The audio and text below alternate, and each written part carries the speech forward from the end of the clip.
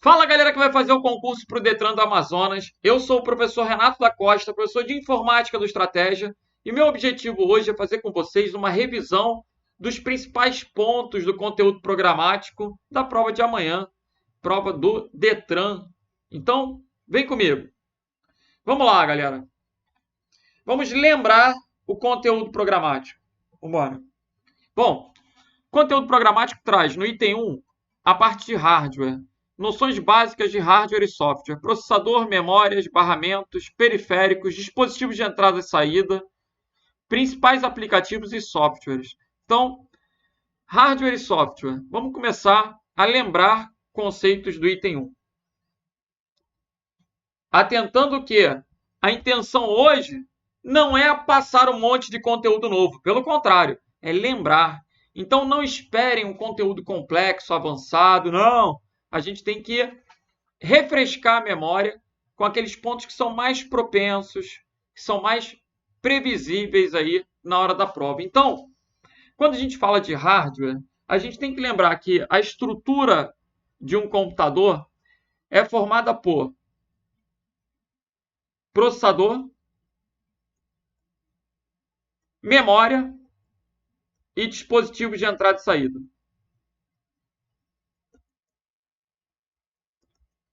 Quando eu penso no processador, eu lembro que o principal fabricante de processadores é a Intel.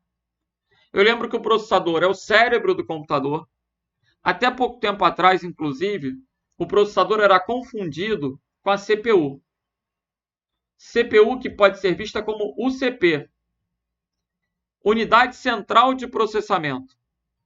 Hoje em dia, um processador ele pode ter 2, 4, 8, ele pode ter muitos núcleos, muitas UCPs encapsuladas. Cada UCP é como se fosse um cérebro.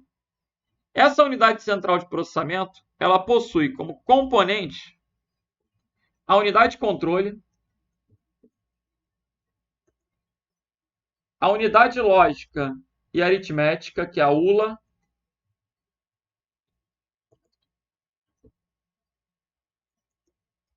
e os registradores. Registradores que são pequenas unidades de memória que armazenam informação durante o ciclo de processamento. O registrador, que é tido como a memória mais rápida existente na informática. Então, eu tenho aqui o C, ULA e registradores. São os componentes da UCP. Isso pode cair na prova. Beleza. Agora, quando eu penso em memória, a memória pode ter muitas classificações. O examinador pode perguntar o que é uma memória volátil ou uma memória não volátil. Memória volátil é a memória RAM ou as suas variações. Quando eu falo memória RAM, estou me referindo à memória principal. Agora, existe a memória cache, que é um tipo de RAM. Existe o próprio registrador, que também é volátil. Então, RAM, cache e registrador são memórias consideradas voláteis. Pessoal, o que é volátil? Aquela memória que só funciona enquanto o computador está ligado. Na ausência de energia, ela perde, ela zera seu conteúdo. E a memória não volátil? É aquela que tem um caráter permanente. Enquanto a memória volátil é temporária,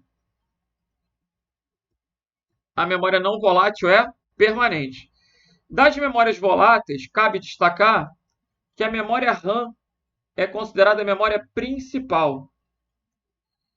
Ok? Durante todo o momento que o computador está ligado, a memória RAM está sendo usada. Agora, quando eu falo em memória não volátil, eu tenho a memória ROM e eu tenho as memórias de massa. Memórias que também são chamadas de secundárias. Memória de massa ou secundária. A memória ROM é gravada pelo fabricante. É a memória que vai armazenar o BIOS, um programinha básico para inicialização da máquina, Basic Input Output System, um programa que precede a carga do sistema operacional. Ele vem gravado de fábrica. É a característica do BIOS. Aí você tem que lembrar o seguinte. BIOS não é memória. Memória é memória ROM. A memória ROM é física. BIOS é um firmware. O que é isso? Uma espécie de programa gravado de fábrica para o funcionamento de um equipamento. Beleza. Agora, essas memórias de massa ou secundárias, elas podem ser divididas em magnéticas, óticas ou sólidas. Magnética eu tenho HD e o disquete. Tenho a fita também, a fita magnética. Ótica eu tenho CD, DVD e o Blu-ray. E sólida eu tenho o pendrive e o SSD. Beleza? Magnéticas, óticas e sólidas. Agora, é muito comum vir em prova uma comparação entre o HD e o SSD. Embora ambos sejam conectados na máquina através de uma controladora SATA, por exemplo, barramentos estão no edital. SATA tem a ver com disco, né? HD, SSD. Eu tenho que considerar que o SSD, que é o disco sólido, é cerca de 10 vezes mais rápido. É cerca de 10 vezes mais rápido, consome menos energia, é mais silencioso, ele não vai fazer barulho. Por quê? Ele não tem partes móveis. Então, ele é mais resistente a impactos. Já o HD tem um custo mais baixo.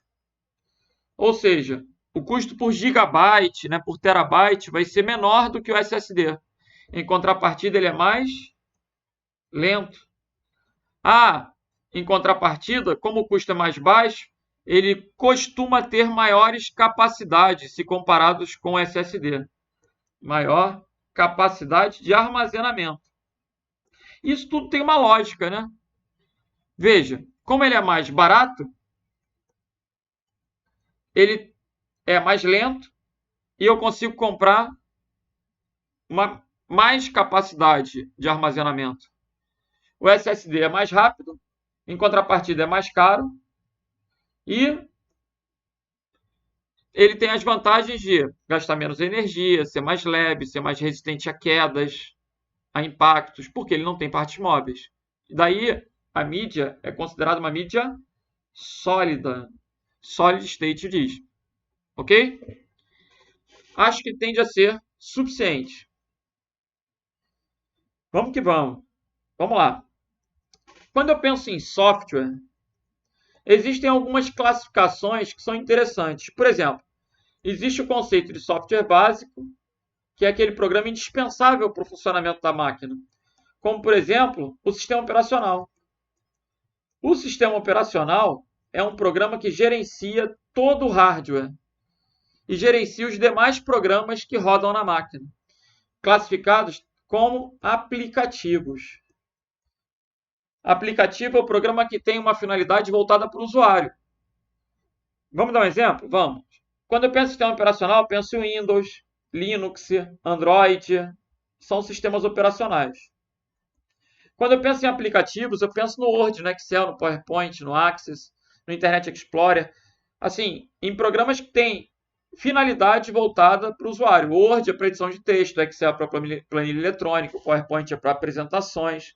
São aplicativos. Assim como hoje em dia, vocês instalam uma penca de aplicativos no celular.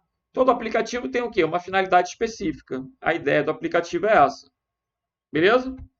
Então, nesse trecho, a gente revisou aí o item 1 do conteúdo programático. Agora vamos para o item 2. Conceitos básicos do sistema operacional Windows. Principais aplicativos e acessórios do Windows. Então, conceitos básicos do sistema operacional Windows. O sistema operacional é capaz de gerenciar o hardware, interpretar comandos, servir de base para outros programas. O sistema operacional tem uma interface. O que é isso? Olha o nome. Entre faces. Uma tela, né, que vai permitir a comunicação do homem com a máquina. No caso do Windows, ele tem como característica uma interface gráfica, que vai fazer uso de ícones, vai permitir o uso do mouse, uma interface gráfica. E você precisa conhecer essa interface, que é chamada inicialmente de área de trabalho. Se o examinador perguntar o que é a área de trabalho ou desktop, é a tela inicial do Windows. Essa tela inicial, ela tem na parte inferior, por padrão, uma barra horizontal. Essa barra é chamada barra de tarefas. A barra de tarefas vai ter o botão iniciar, vai ter a caixa de pesquisa, alguns ícones de programas fixados, e lá no cantinho da direita vai ter a data, a hora e alguns programas residentes em segundo plano, que a gente chama de área de notificação. Conhecer os elementos do desktop é importante para a prova. Vocês vão lembrar, né, que ícones vão aparecer nessa área de trabalho sobre um plano de fundo, que é o antigo papel de parede. E alguns ícones têm características especiais, como, por exemplo, o ícone de atalho tem uma setinha no canto inferior esquerdo. O ícone da lixeira, que pode ou não apresentar uma folhinha dentro. Se tiver folha, tem lixo. Se ela estiver vazia, a lixeira fica também vazia. São observações importantes. Distinguir os formatos de arquivo pelo ícone. Identificar um ícone do Word, do Excel, do PowerPoint. Identificar o ícone de uma pasta. Saber quando a pasta tem arquivos. Saber quando é um atalho para uma pasta. Quando é uma pasta compactada. Tudo isso a gente pode identificar visualmente através do ícone. Beleza? Quando ele fala de principais aplicativos ou acessórios do Windows, acessório é um programa que vem gratuitamente com o próprio sistema operacional. Exemplo, calculadora, WordPad, Paint, bloco de notas, são alguns dos acessórios. E aí, o que eu vou destacar? O quê? Vamos lá. Quando eu penso nos acessórios do Windows,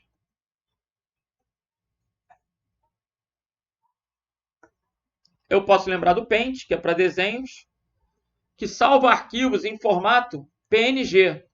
Eu posso lembrar do bloco de notas, que é um editor de texto simples, sem formatação, que salva arquivos em formato TXT. Eu posso lembrar do WordPad, que salva arquivos RTF. Eu posso lembrar do Word. Opa, o Word não é um acessório. Por quê? O Word é um aplicativo, mas não é um acessório, porque o Word é pago. O conceito de acessório são aqueles programas que acompanham o Windows. Então, eu vou pensar na calculadora. O que mais? Paint, bloco de notas, WordPad, calculadora. A gente tem uma penca de programinhas acessórios.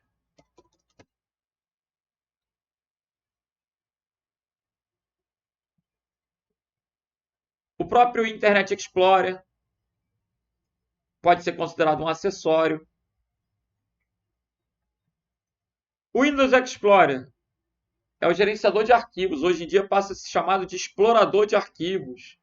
São acessórios, programas que acompanham o sistema operacional. Beleza. Agora, voltando para o conteúdo programático. Conceitos de organização de pastas e arquivos. Principais extensões de arquivos. Quando ele fala principais extensões de arquivos, a gente vai lembrar das extensões de arquivos de texto, de imagem, de música ou áudio, de vídeo. Extensão de arquivo de texto. TXT, RTF, DOC, DOCX, ODT, são extensões de arquivo de texto. Bloco de notas, WordPad, o Word velho até a versão 2003, Word 2007 em diante, e o Writer, que é o programa livre, é um software livre. É a extensão usada no OpenOffice, BROffice, LibreOffice. Arquivos de imagem. Eu vou lembrar do PNG, GIF, TIFF, que mais? Estou pensando, BMP. São alguns formatos de arquivos de imagem. Arquivos de áudio. Eu posso pensar em MP3, Wave, WMA, OGG. São alguns formatos de arquivos de áudio. E vídeo. MP4, MKV, VOB, AVI, WMV. Arquivos compactados. Arquivos que têm o seu tamanho comprimido, né? Reduzido. O padrão do Windows é o zip, mas tem ARG, RAR, são alguns formatos de arquivos compactados. E os arquivos de programas. Esses arquivos de programas a gente tem que ter muito cuidado quando a gente recebe pela internet, porque pode ser um malware, pode ser um vírus. Quais são arquivos de programas? Exe, com, bat, pif. Esses são os arquivos mais perigosos de serem compartilhados, acessados através da internet. Lembrando que eu estou falando aí de quê? Formato de arquivo. Agora, além dessas extensões, dá um print. Vale a pena a gente lembrar alguns conceitos da estrutura de diretórios. Lembrem que as unidades de disco são representadas por uma letra seguida de 2 pontos. Isso pode ser chamado de pasta ou diretório raiz. O C2 pontos representa um disco rígido. Dentro do C2 pontos, quando se instala o Windows, se cria uma pasta arquivos de programa, uma pasta usuários e uma pasta Windows. Se eu for instalar o Word, Excel, PowerPoint, eles vão ficar dentro de uma subpasta em arquivos de programas. O Windows ele é multiusuário, eu posso ter vários usuários na mesma máquina. E aí cada conta de usuário local vai ter a sua pasta, por exemplo, de desktop, vai ter a sua pasta documentos, imagens, ou seja, eu vou ter pastas que são particulares. E eu tenho a pasta Windows, que vai ter um monte de subpastas associadas ao quê? Ao sistema operacional. Então, por padrão, a gente já cria 3 pastas ao instalar o Windows. Agora, dentro da sua pasta de documentos, por exemplo, é comum que você crie mais uma porrada de pastas para organizar seus arquivos pessoais. E aí, você tem que saber regras para criar as pastas. Existem 9 caracteres que não são permitidos, que eu posso chamar de caracteres reservados ou inválidos para criar uma pasta ou para salvar um arquivo. Quais são esses 9 caracteres? Aí, galera, tem que lembrar de um bonequinho. Como é que é? Desenhe um bonequinho. Olha aí. Aqui eu tenho 9 caracteres inválidos. Como é que é o bonequinho? Barra. A barra é a perna esquerda. Contra a barra, corpo, sinal de menor, sinal de maior, 2 pontos, asterisco, aspas e interrogação. Aqui a gente tem 9 caracteres que são proibidos, que não podem ser usados na hora de salvar os arquivos. Tem um porquê, mas o mais importante hoje, véspera de prova, é decorar. Então, é comum aparecer questão perguntando qual o nome de arquivo é inválido. Aí você vai lembrar desses 9 caracteres. Lembra das perninhas, o corpo, os bracinhos. Lembra que um beijinho na internet é o 2 pontos asterisco. O cabelinho são as aspas e o sexo é uma interrogação. Tá bom. Agora, voltando lá para o conteúdo programático. Conceitos básicos de redes de computadores. Tipos de rede, classificação, componentes, topologias, arquitetura e cabeamento. Vamos lá, vamos falar de redes rapidinho. Quando eu penso em redes, os tipos podem ser classificados quanto à distância, ao tamanho, à abrangência da rede. Existe rede LAN, Basicamente, é LAN, MAN e WAN. O que é uma rede LAN? Uma rede local. O que é uma rede MAN? Uma rede metropolitana. E o que é uma rede WAN? Uma rede extensa. Então, eu tenho uma rede local, metropolitana e extensa. Qual a diferença? A abrangência. A rede local vai ficar dentro de um prédio, dentro de um andar, dentro de uma casa. Daí, LAN house. A rede local normalmente liga computadores com cabos ou então com Wi-Fi.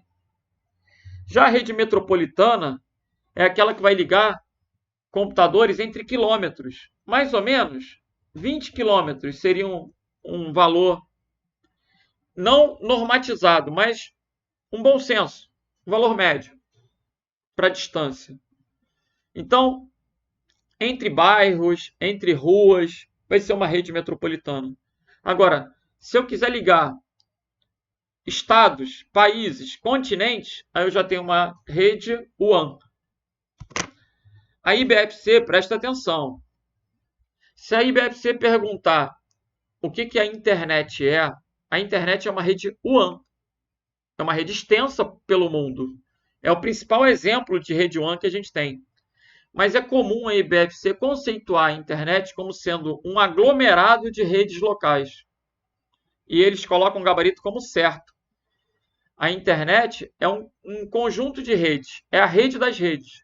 Se ele afirmar que a internet é um aglomerado, um conjunto de redes locais, você vai abstrair e vai marcar certo, porque é um entendimento pacífico para a IBFC. Ok? Beleza.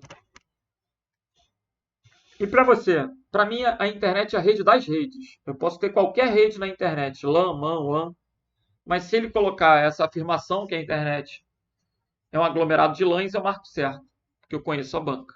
Entendi. Agora, componentes, topologias. Topologias. A gente tem basicamente 5 topologias de rede. A gente tem a topologia de barra, estrela, anel, malha, híbrida. A pessoa tem árvore, grafo. É, meu filho, mas decora só essas 5, tá bom. Prova não é de múltipla escolha? Vai ter 5 opções. Se cair uma questão do tipo, assinale a alternativa que corresponde ou não corresponde, você já acerta a questão. Há uma topologia. O que é topologia? Topo está associado à forma, a local. Então, o estudo daquele local onde está a rede. A rede ela pode ser barra, ela pode ser estrela, pode ser anel, malha ou híbrida. A que mais cai em concurso e a mais usada atualmente é a topologia estrela. Essa topologia estrela ela é marcada por ter um equipamento centralizador. Então, se você vira uma questão na prova, né, ligando computadores dessa forma, você não é bobo. Dessa forma é anel.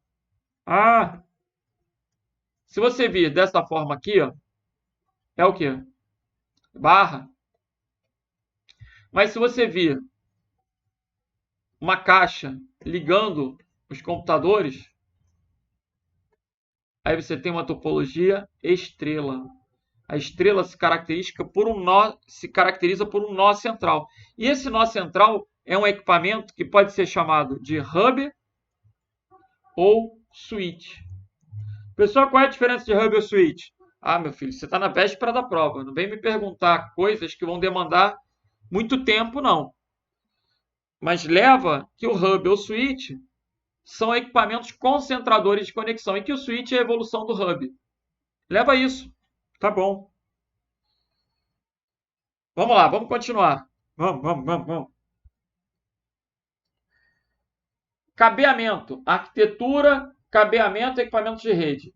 A arquitetura ela pode ser cliente-servidor, que é o padrão da internet, ou ela pode ser ponto a ponto, onde não há equipamentos servidores, onde todos os equipamentos têm o papel hora de cliente, hora de servidor. E cabeamento. Vale a pena lembrar que o cabeamento ele pode ser por fio de cobre, aí vai ser ou o cabo coaxial ou o cabo par trançado. E esse cabo par trançado, ele utiliza um conector que parece com um conector de telefone transparentezinho chamado RJ45. É muito popular esse cabo par trançado e o conector RJ45.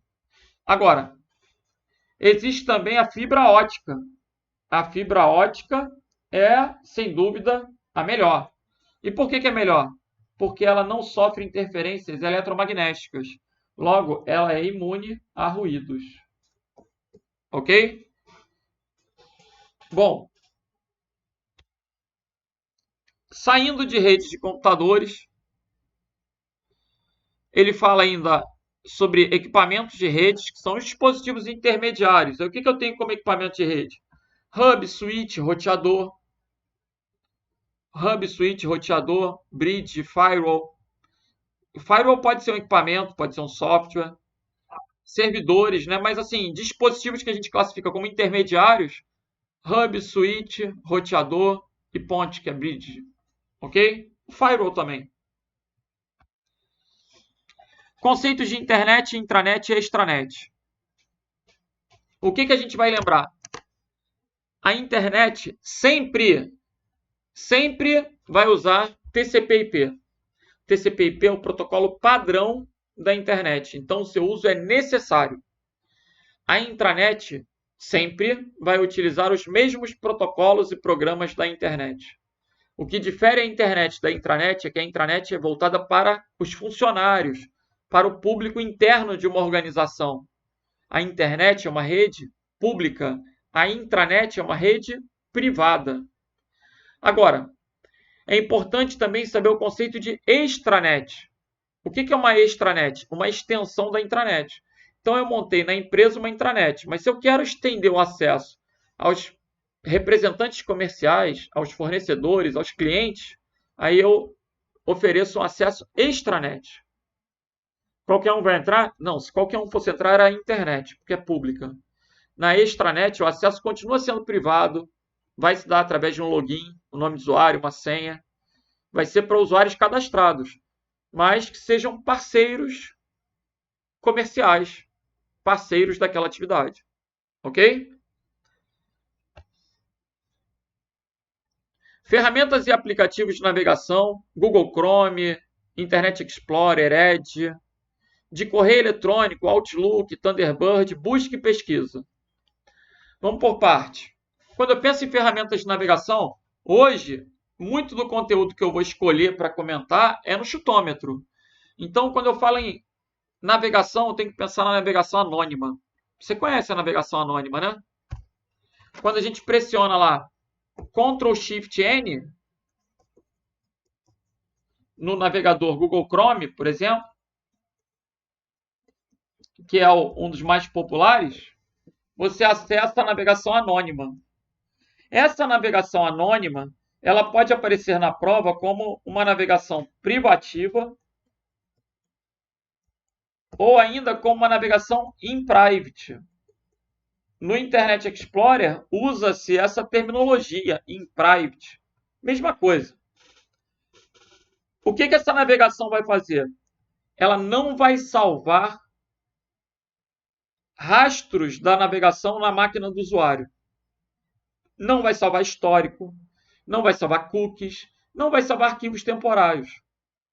Ou seja, eu não vou ter como saber que página que o carinha estava navegando naquele computador. Agora, é importante lembrar que não deixa rastros na máquina, mas vai continuar deixando rastros na rede. Ou seja, se você entra num site, o seu administrador da rede ou o próprio site vai saber que você está entrando a partir do IP. Existem outros dados que vão ser usados aí para a sua identificação. Então, não deixar rastros na máquina é a característica da navegação anônima. Mas você continua deixando rastros na rede quando você acessa uma página. Lembrem também que se você fizer download, o download vai ficar arquivado numa pasta que você tenha escolhido para salvar. Então, o download ele vai continuar sendo preservado. O que o navegador faz quando está no modo anônimo é não preservar o histórico do download, mas o download continua. Beleza? Downloads e favoritos você pode adicionar ainda com a navegação anônima ou em private. Beleza? Voltando para o conteúdo, onde a gente está batendo aí os principais pontos. Busca e pesquisa. Google. Aí tem que lembrar, pessoal, quais são as ferramentas de busca que caem na prova. Google, Bing, Yahoo. Bing é da Microsoft. Para concurso é importante. Google, Bing, Yahoo. Tem que lembrar alguns comandos do Google, como, por exemplo, o comando FileType. Ele cai bastante. Como é que é? FileType. Se escreve como? FileType. Tudo com letra minúscula, né? FileType, doc. Eu vou restringir a busca a arquivos do Word. Ou FileType, PDF. Eu vou restringir a busca a arquivos PDF. No Google, a gente tem vários operadores e comandos que restringem, que refinam a busca, fazendo com que apareçam menos resultados e que eles sejam mais exatos, mais direcionados. O uso das aspas é importante. O que as aspas fazem? Restringe a busca a uma expressão exata. Então, se eu digitar, por exemplo, Renato da Costa, entre aspas, ele não vai procurar Renato Costa. Ele só vai procurar se for Renato da Costa. Entendi. E o hífen, ele nega uma palavra, ele exclui uma palavra do resultado da busca. Então, se eu coloco menos Renato, professor, ele vai procurar, na verdade, páginas que tenham a palavra professor e que não tenham a palavra Renato. A ideia do hífen é excluir uma palavra do resultado da busca. Ok? Voltando. Noções de computação em nuvem. O que a gente vai lembrar da computação em nuvem? Vamos lembrar de alguns serviços da nuvem. Como o Office 365, o Google Docs, que oferecem edição de texto, planilha, apresentação e que podem ser acessados a partir de um navegador. Para armazenamento de arquivos, que a gente chama de Cloud Storage,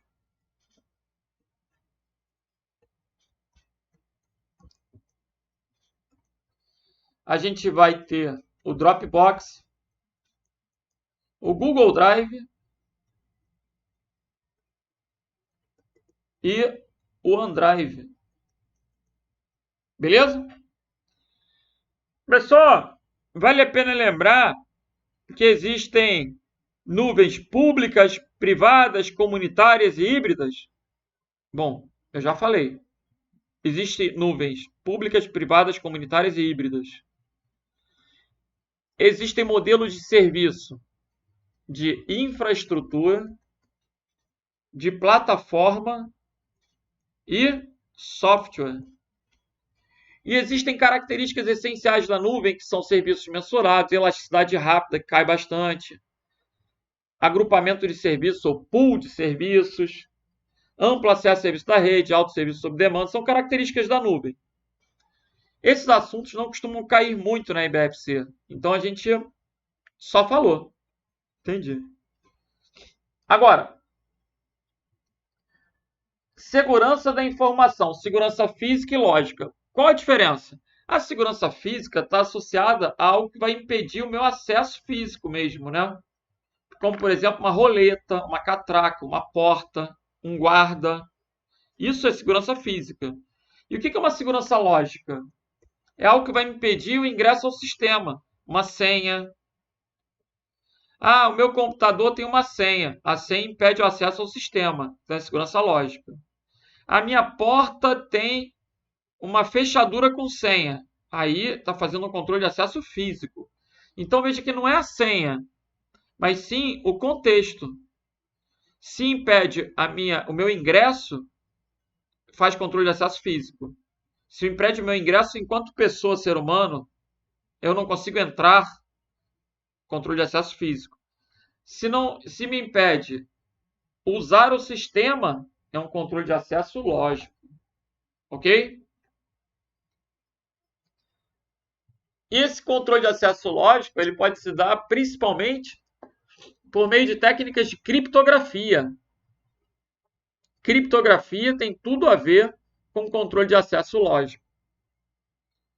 Porque a criptografia vai codificar, embaralhar os dados para que a gente não consiga acessá-los, para que não entenda aqueles dados. Agora, o que é um malware? Malware é um programa malicioso, como um vírus, um cavalo de Troia, um worm, um bot. Existem vários tipos de malware que podem ser estudados a partir da cartilha, né? Ele não colocou na bibliografia, mas poderia ter colocado a cartilha www.cartilha.cert.br.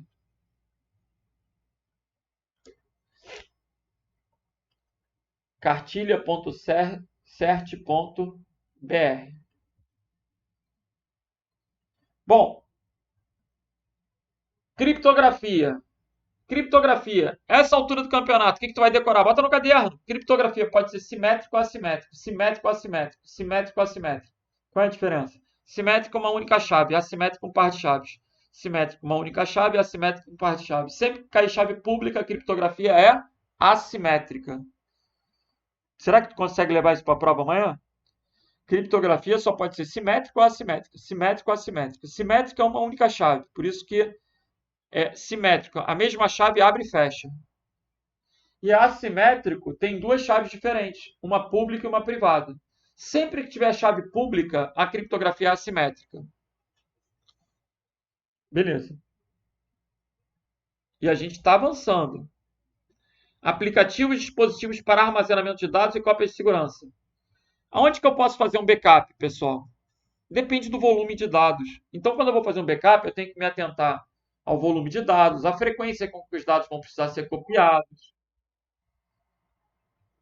São algumas informações interessantes. E os procedimentos de backup? Bom, hoje, véspera de prova também, só vou escrever os nomes dos tipos, não vou explicar a diferença entre eles. Por quê? Porque não dá tempo. O backup ele pode ser normal, completo, full, ele pode ser incremental, ele pode ser diferencial, ele pode ser diário ou ele pode ser de cópia. São os nossos tipos de backup. Normal, incremental, diferencial, diário ou de cópia. Então, se uma questão perguntar, assinale a alternativa que corresponde ou que não corresponde a um tipo de backup. Você tem que conhecer os 5 tipos para poder assinalar. Beleza? É isso que a gente vai esperar numa véspera de prova. Em relação ao pacote Office, Word, Excel, PowerPoint, talvez essa seja a maior parte da matéria, né? Principais aplicativos para edição de texto, planilha e apresentações. Galera, edição de texto, vai ter que lembrar atalho de teclado, vai ter que lembrar caminho, vai ter que lembrar botão, conceitos. Aí, de fato, as questões são muito importantes para fixar conteúdo de edição de texto. Quando eu penso em planilha eletrônica a gente vai ter que lembrar os operadores matemáticos, a precedência dos operadores. O que eu tenho que fazer primeiro, quando eu tenho uma expressão com vários operadores? Eu começo com a porcentagem, passo para a potência, depois multiplicação e divisão, por último adição e subtração. Tem que lembrar a precedência dos operadores. Tem que lembrar que as fórmulas devem ser precedidas pelo sinal de igual, que as fórmulas podem conter operadores, constantes, referências e funções. Tem que lembrar o uso do cifrão na referência relativa, absoluta e mista. Na verdade, quem usa a referência com cifrão é a referência absoluta, a referência mista, porque a relativa não tem cifrão. Então, fórmulas podem ser formadas por operadores, constantes, referências, funções. E aí tem uma penca de categorias de funções. Funções matemáticas, estatísticas, lógicas. O Excel tem mais de 400 funções. Eu não posso... Quais são as funções que mais caem? Bom, o candidato ele não deve se limitar, mas priorizar. As funções matemáticas, estatísticas, lógicas, são funções bastante comuns em concurso público, né? E aí eu reitero que é importante fazer questões para identificar a parte mais cobrada de editores de texto e planilhas. E como é que a gente vai solucionar isso? Ah, pessoal, eu estou disponibilizando, inclusive, um material com dezenas de questões gabaritadas para que vocês resolvam. E esse material, inclusive, ele foi objeto de uma aula que eu ministrei aqui no Estratégia, cujo link está no último slide. Então, eu estou disponibilizando um material com questões da IBFC no meu Telegram e aqui, né, no compilado dessa revisão de véspera, haverá um material com muitas questões. As questões elas estão duplicadas porque o segundo slide tem gabarito. Aí eu recomendo que vocês ou deem uma lida nas questões, tentem fazer as questões, e caso haja dúvida em alguma questão, aí sim, assiste o vídeo. Né? Assiste o vídeo para dirimir aquela dúvida. E, obviamente, conta comigo também nas redes sociais que eu vou estar à disposição para ajudar. Mas agora eu vou pular para um ponto da matéria que eu acho que pode ser bem interessante para vocês, que é a parte de banco de dados. Talvez seja um dos assuntos que vocês menos estudaram. Então, vamos rapidamente falar sobre banco de dados. Primeiro, será que, se eu perguntar para você assim, uma Bíblia é um banco de dados? Se você pegar uma Bíblia lá, é um banco de dados? Claro que não, claro que não. A Bíblia é um monte de dados, é um texto. Texto é uma coisa, banco de dados é outra. Banco de dados é sempre visualizado na forma de uma tabela. Então, quando eu penso no banco de dados, eu vou pensar em colunas, linhas, e nessas colunas haverá rótulos, identificando o que vai entrar naquela coluna. As colunas podem ser chamadas de campos, e as linhas podem ser chamadas de registros. Então, o examinador pode colocar que um banco de dados possui tabelas, e as tabelas são formadas por linhas e colunas, por registros e campos. As linhas são os registros e as colunas são os campos. Beleza? Quando a gente tem um banco de dados, eu vou ter lá, tipo, cadastro de alunos do curso. Aí eu tenho o campo nome, endereço, telefone. E cada aluno vai ser um registro. Cada aluno que eu venha preencher nessa tabela vai ser um registro. Um registro vai ter um conjunto de informações acerca de uma pessoa, de uma transação, de um evento. Um conjunto de informações, o banco de dados é um conjunto de informações transacionais. Legal? E o que mais a gente vai lembrar de banco de dados? O que mais? O que mais? Vamos lá.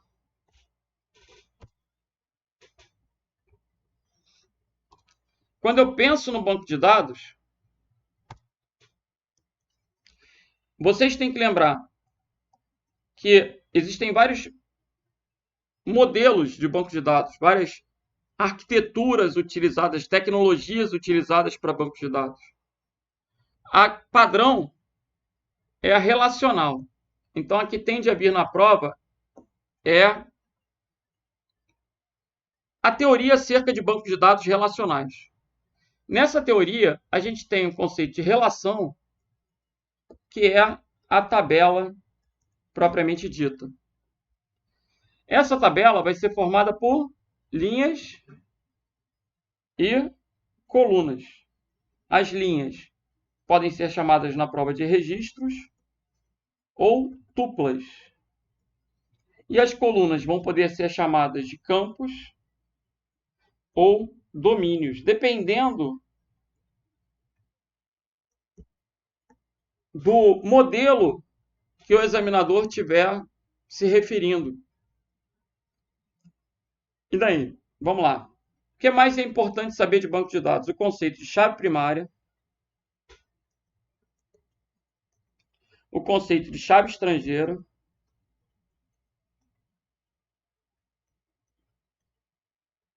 os relacionamentos,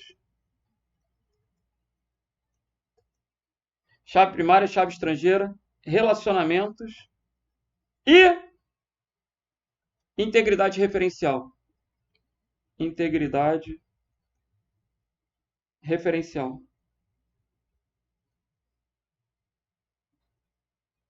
Então, vamos começar. O que é chave primária?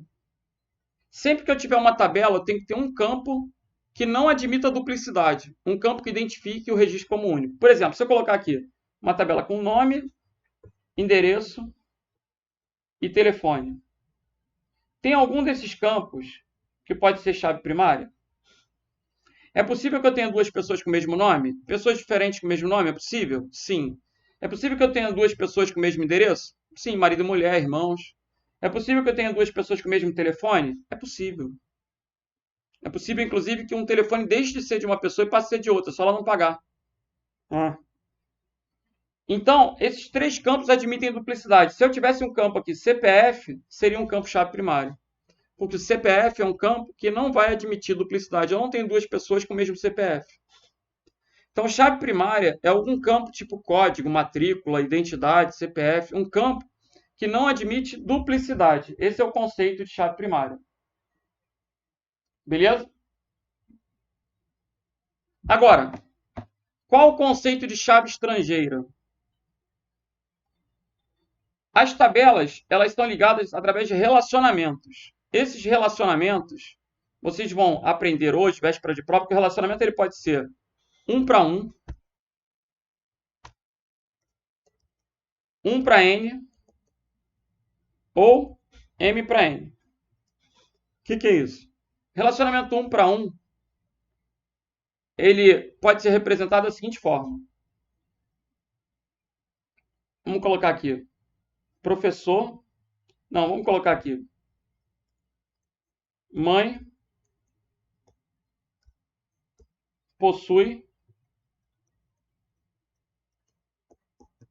filhos. Vamos colocar réu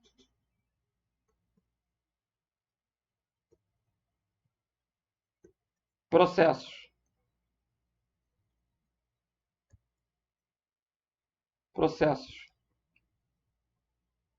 Vamos colocar editora, ou melhor, autor e livros. Vamos colocar mais um. Marido e mulher. Então vamos lá.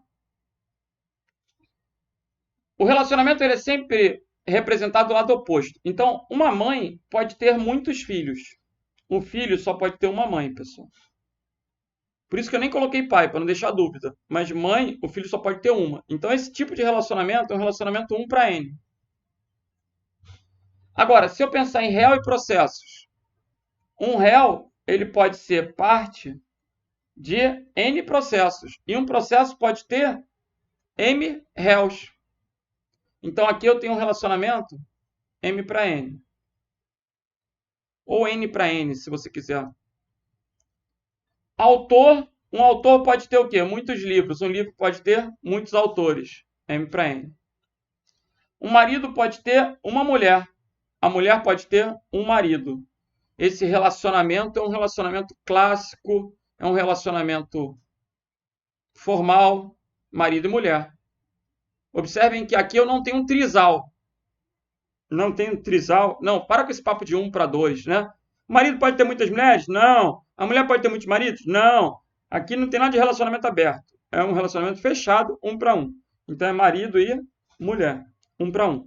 Aqui eu tentei exemplificar alguns desses relacionamentos. Na prova, gente, vocês podem até não entender muito bem a aplicação prática, mas esse tipo de desenho pode vir a surgir. E aí você vai ter que identificar esse tipo de relação, 1 para muitos ou muitos para muitos. É possível que você tenha tabelas dentro de banco de dados, e essas tabelas vão se relacionar.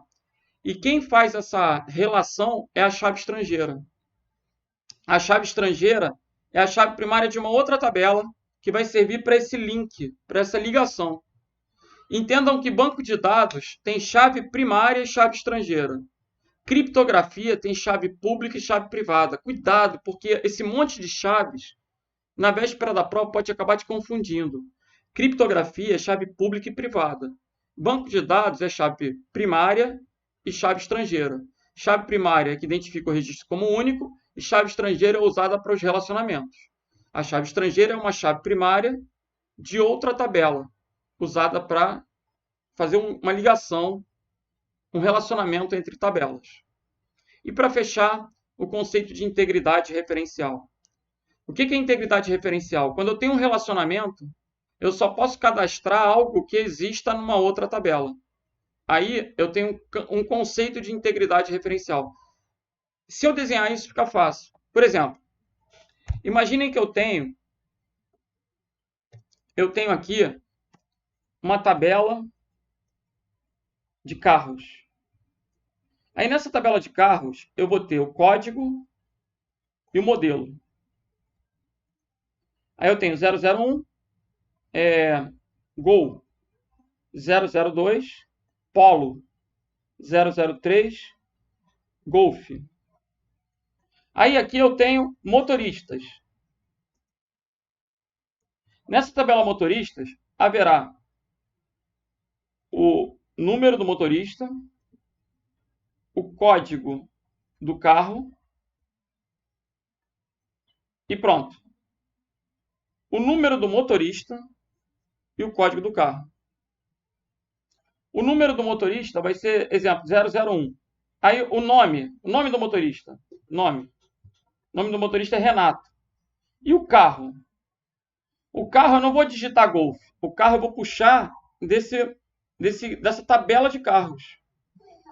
Aí eu vou ter que fazer o quê? Colocar esse campo carro aqui como sendo chave estrangeira, que é o campo código da tabela carros. Só que eu só vou poder cadastrar aqui um carro que exista na tabela de modelos aqui, Gol, Polo ou Golf. Então, se eu tiver o Golf, por exemplo, eu vou colocar 003. A integridade referencial, ela vai garantir que eu não digite um carro que não existe. Eu não vou poder chegar aqui e colocar 004. Se eu colocar 004, eu não consigo salvar esse registro. Por quê? Não existe 004, a minha tabela só tem 3. A ideia da integridade referencial é justamente essa. Eu só vou poder cadastrar na minha tabela motoristas carros que existam na tabela carros. Eu só vou poder cadastrar no banco de dados, por exemplo, um estado no Brasil que exista dentre as unidades da federação. Isso vai garantir uma integridade referencial.